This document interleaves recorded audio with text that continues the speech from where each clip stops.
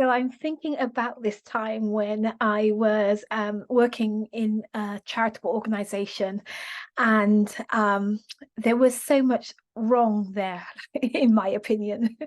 This organization really wasn't treating people properly, and you know, it was had a mission to raise people up, but actually it was tearing people down in many respects. And I saw this loud, I experienced it for myself, and I wanted to do something about it as one of the leaders of the organization. And so I remember eventually getting meeting, a meeting with the CEO, and we sat down and I began to share my observations and what I thought was wrong.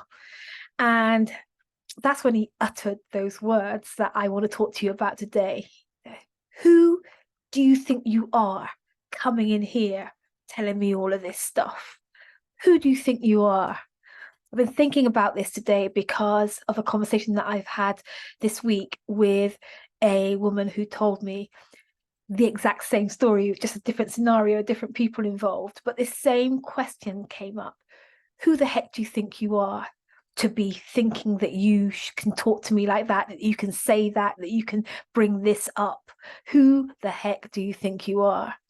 And it's a question that we are asked as women in leadership a whole lot. Sometimes we're asked directly, sometimes we're asked in covert ways.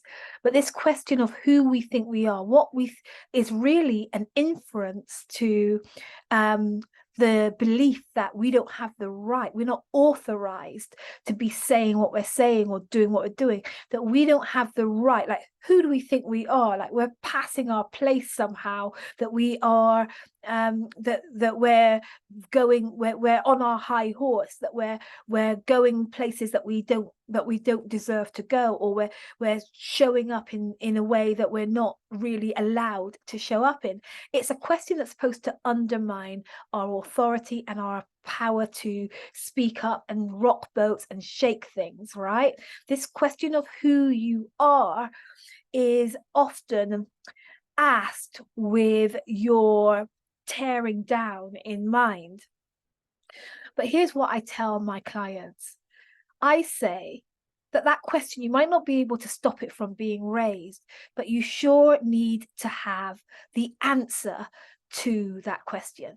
So when that man asked me, who am I remember my response. I felt like on the inside of me was just curling up in a ball. I was losing my courage and I lost my sense of conviction about the issue that I really cared about. I started to shut myself down. I started to close my mouth. I started to back off. I started to recoil and withdraw. That question really tapped right into my insecurities about who do you think you are, Dion?